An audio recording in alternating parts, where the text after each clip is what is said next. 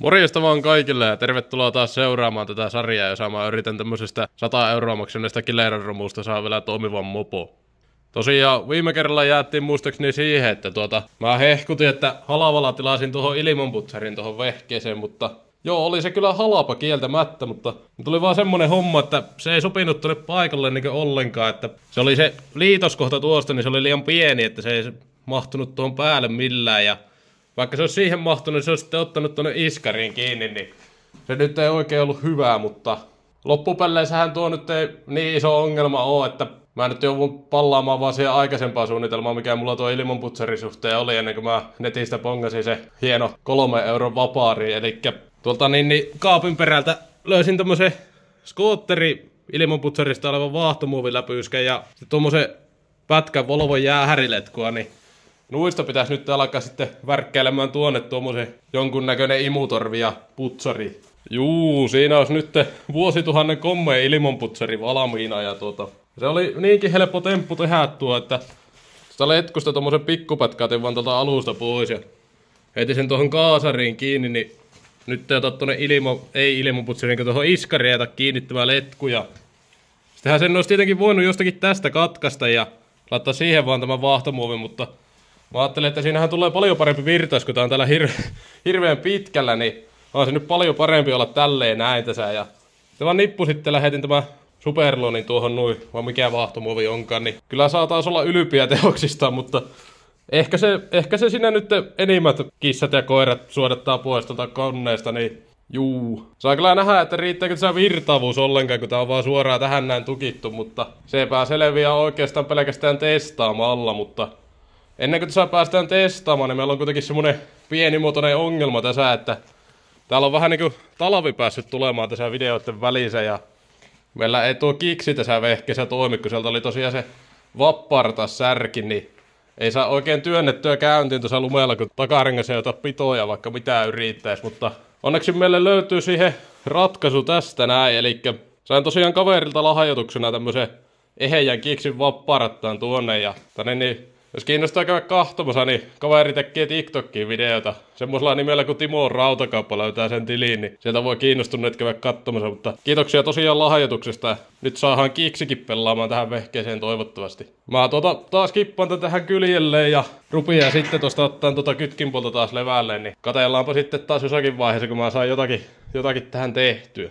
No niin, nyt saan tuon kytkinkopon tosta auki ja tältähän taas vaihteeksi paljastui vähän huolestuttavia näkyjä, eli nämä öljyt täällä on vieläkin tommosia ihmevärisiä, tommosia jotenkin tosi lirun näköisiä. Se on aika jännä juttu silleen, kun mä tuon koko vesipumpu on jo vaihtanut ja öljyt tietenkin vaihtoi siinä samalla ja nyt ne on taas mennyt tuommoisiksi. Ja tässä vanhan mallin rapasassa niin et edes mene mitään vesikanavia tuolla lohkossa tai mitään ja oikeastaan ainut tapa miten ne voi päästä tonne lohkojen väliin tuo jäähäri niin on tuolta vesipumpun kautta ja mä nyt en oikein tiedä, että onkohan tuolla tullut joku asennusvirhe vai mikähän siinä on, että taas on nesteet ja öljyt sekaisin, mutta pitää nyt ainakin alkuun vielä koettaa, että mä vaihan nuo öljyt tuolta ja katso, että menneekö ne taas sitten tommoseksi liruksi, mutta on aika ikävä juttu, jos se vesipumpu vieläkin vuotaa siitä. Mutta joo, nyt seuraavaksi mä otan tästä tämän kytkimän pois eestä, että pääsee tuo kiksin vapaarattaan laittaa sinne. Joo, nyt se on saatu tuo kytkin tuosta pois eestä, niin vihdosta viimein päästään tuo rataskin laittamaan paikalleen. Ja nämä kuuluu väliin tommoset simmilevyt, eli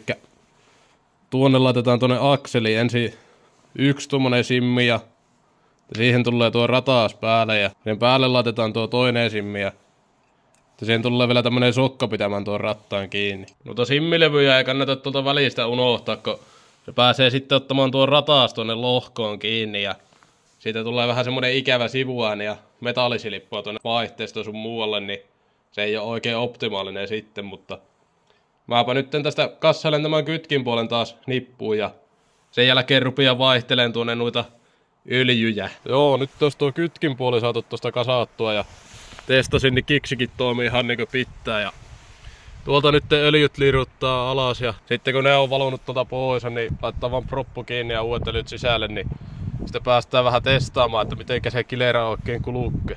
Joo, sinnepä valluu suppiluopitkin nyt uudet öljyt koneeseen ja tässä vaiheessa varmaan hyvä sanoa sen verran, että vaikka se nyt kohta saattaa näyttääkin siltä, että mä ajasin tällä vehkellä tiellä, niin todellisuudessa mulla tulee kaveri juosten työntämään tätä mopua ja mä vaan itse istuin siinä päällä sitten ja mä nopeutan sen video ja editoin äänet toisesta pätkästä siihen päälle ja vähän lisään tärinää sun muuta siihen, niin ei tosiaankaan aleta oikeasti ajamaan tiellä tämmöisellä vehkellä, jossa ei kilpiä oo. Piti nyt tämmönen tähän väliin sanoa, niin ei kukaan ala epäilemään mitään, että tehtäis mitään laittomuuksia.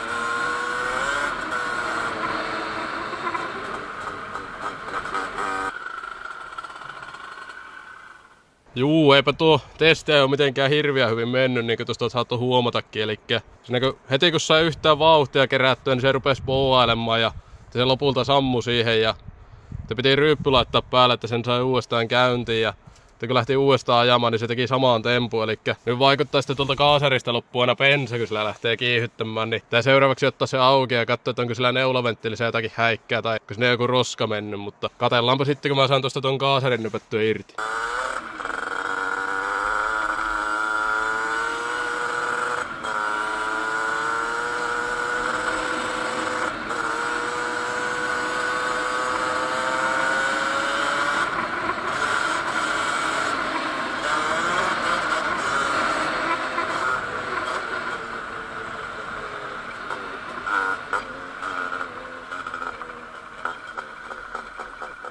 Juu, nyt otin tuon kaasarin tuosta levälle ja eipä siellä näyttänyt oikein mitään erityisen erikoista olevaa, että vaikutti olevan elintoiminnot aivan normaalit. Ja oikeastaan ainut semmonen yhtään erikoinen juttu, minkä mä huomasin, niin tuosta neulaventtiilistä, niin tuo kumiosa on sillä lailla irti, että se irvistää pikkusen, kun siihen no ei sitä saa kameralle näytettyä, mutta joka tapauksessa niin se ei ole varsinaisesti kiinni tuossa enää, mutta enpä mä usko, että tuokaan mihinkään vaikuttaa, mutta joka tapauksessa kun mä tilasin sen korjaussarjan tähän, niin mä vaan tuosta toisen neulaventtiilin tuohon tilalle, vaikka eipä sillä luultavasti mitään vaikutusta olekaan. Joo, enpä tiedä, että mikähän sokkeus mulle on alkanut iskemään, kun en mä äsken huomannut ollenkaan, että tuohon tuo kohokin aivan kierrosa. Mä vaan täältä puolelta katsoin, että joo, on se ihan normaalin näköinen, mutta kun vähän tuon neulaventtiilin ja katsoin täältä, niin aivan kierrosa tuo koho. Tuolla saattaa jotakin vaikutusta ehkä olla tuohon toimivuuteen. Koetaan sitä taitella se takaisin suoraan ja käy sitten kokeilemassa, että josko se nytten toimisi.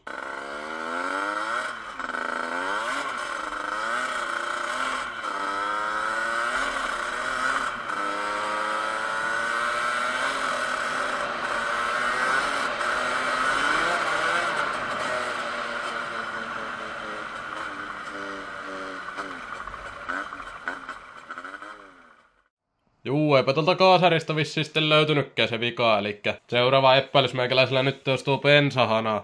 Mulla ei siihen toista bensahannaa ole, niin mä ajattelin, että mä koitan semmoista kikkakolmosta, että mä pistän tänne tuorevuotelusäiliön bensaa ja sitten vähän siitä letkun tonne kaasariin. Sitten ainakin eliminoidaan se mahdollisuus, että tuossa bensahanassa tai tankissa tai oikeastaan yhtään missään tuolla enää olisi mitään vikka.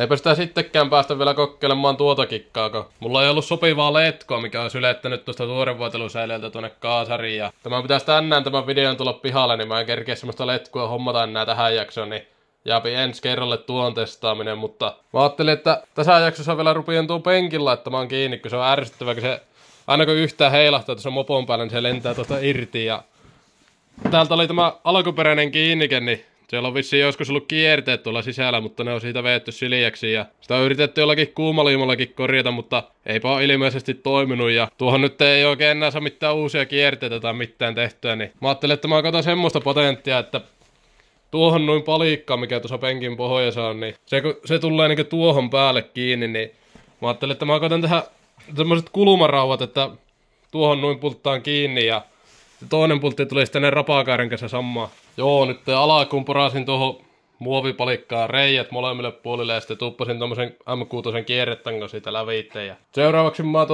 rälläköin tuommoista vanhasta rännin kiinnikkeestä ne kulmapalaset tuohon noin. Joo, siinä olisi nyt nuo kulmapalaset rälläköitynä ja seuraavaksi mä otan täältä nämä pultit pois ja mallailen penkkiä paikalla ja merkkailen näihin, että mihin kohtiin mä poraan reijät. Joo, nyt sain näihin kulmarautoihin nuo reijät poraattua, niin seuraavaksi pitää tuo kierretanko lyhentää tuosta sopivan mittaiseksi ja senpä jälkeen tämä saisi käydä pulttailemassa jo paikalleen tuon. Juu, siellä olisi nyt valmiit tuotokset jo paikallaan ja voin kyllä sanoa, että tämä penkki ei tästä enää omin päin lähdössä yhtään mihinkään. Mutta niin, tämä videopa alkaa sulle pikkuhiljaa tässä näin, että kiitoksia kun jaksoit katsoa tänne asti ja laitahan tykkäys, jos tykkäsit videosta ja pistä kanava tilaukseen, jos kiinnostaa nähdä tulevaisuudessakin videoita tästä rumusta ja kaikista muista projekteista, mitä täällä tallissa pyörii. Ei muuta kuin morjesta vaan.